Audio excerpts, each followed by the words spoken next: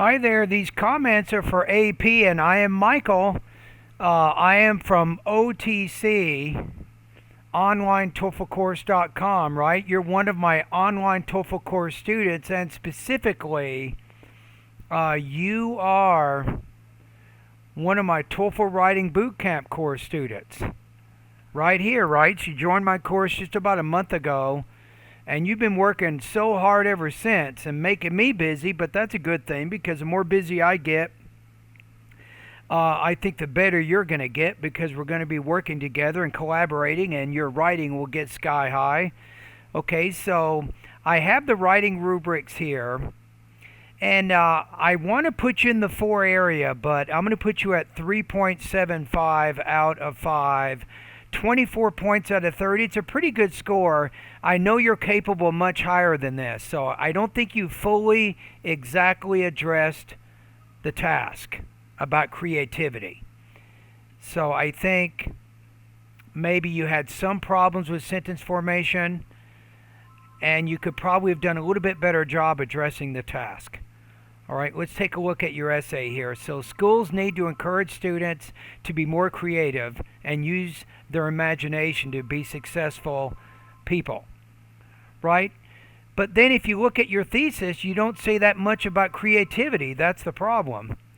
So let's look at it here. It says, I believe a school system with more playtime that provides space for students to foster their, you say critical thinking. I would say creative thinking skills. I see creative thinking a little bit different than critical thinking. I'm not going to say they're exactly the same. A school that teaches students how to think instead of what to think, that's a great way to say it. And I would put here a comma, not a semicolon, or even a dash if you wanted to. You ever use a dash? I think the dash will work really great right there. And I don't know why you put a question mark here. So I think the thesis, it needs to focus more on creative thinking and why creative thinking is important. And that's the problem here with this topic sentence. Schools should teach students to be more productive. I would say they should teach them to be more creative by blah, blah, blah. Right? And then the next one, school systems that allow students to creatively learn, I would say creatively learn from the objects they come across. So I think the thesis and the topic sentences need to better address the writing prompt. But still, your examples are incredible. The depth, your vocabulary, your control of your grammar. So that's why I still gave it a fairly high score.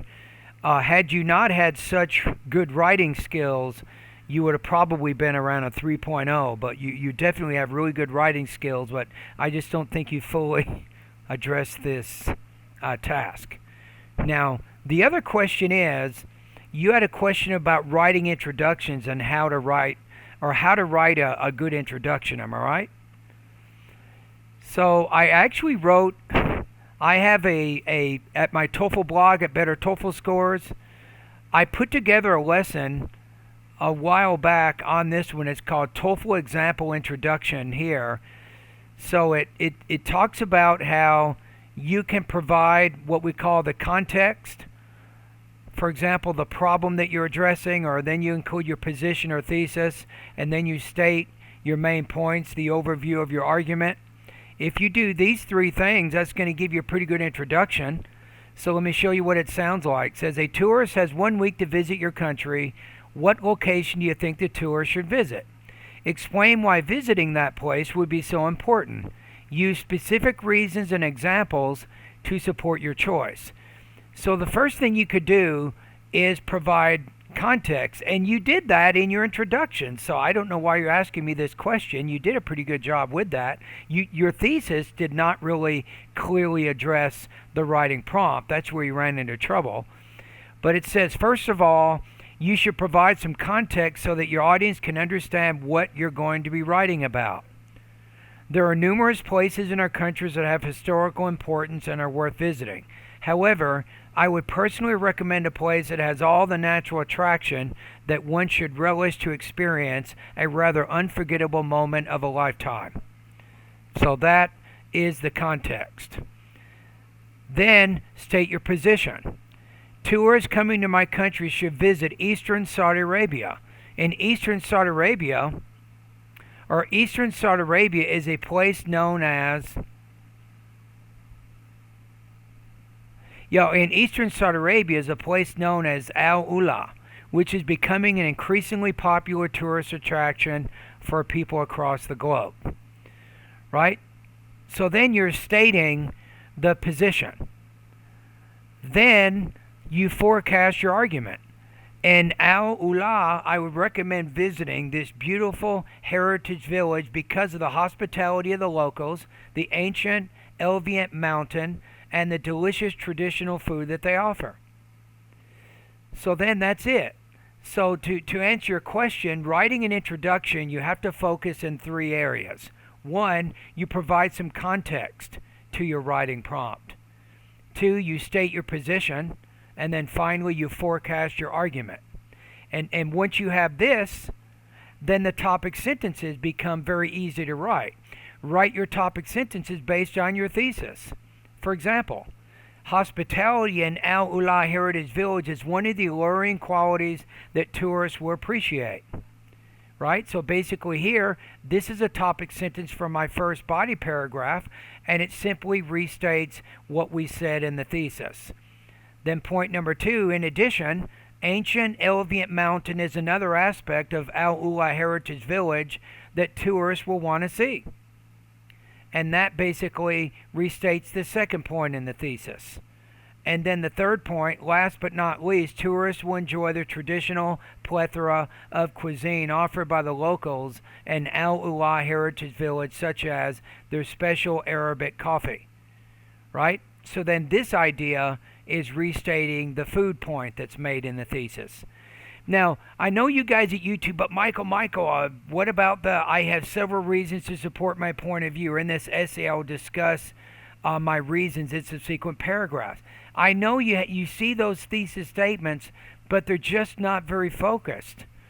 And if you're not focused in the introduction, then you tend not to be focused in your body paragraphs. For example, every one of these paragraphs here, the writer can only talk about in this paragraph the hospitality in the heritage village. That's it. In this paragraph, the writer only will talk about the ancient Elviant mountain. And then in the last body paragraph, the student will talk about the food, the cuisine at the heritage village. Right? And that's it. So the more focused you are in the thesis, the greater the chance you are of being focused in each of your body paragraphs. That's why I don't recommend, I have several reasons to support my point of view thesis. I don't do that because that's not very specific. And then you go to the body paragraph and you start off again with very general statements. And then you don't have any good examples to illustrate your points. And you take the Toefl and your score's not that great. Right? There's a different way to do these things. You don't have to do things the same way over and over and over and over. All right. Anyway, that's it. AP, I hope that I've answered your questions. I reviewed your writing for you. And then I gave you some tips on how to write a good introduction focusing in 3 areas. And I will include the link to this blog post in the email so you can review this lesson at your convenience.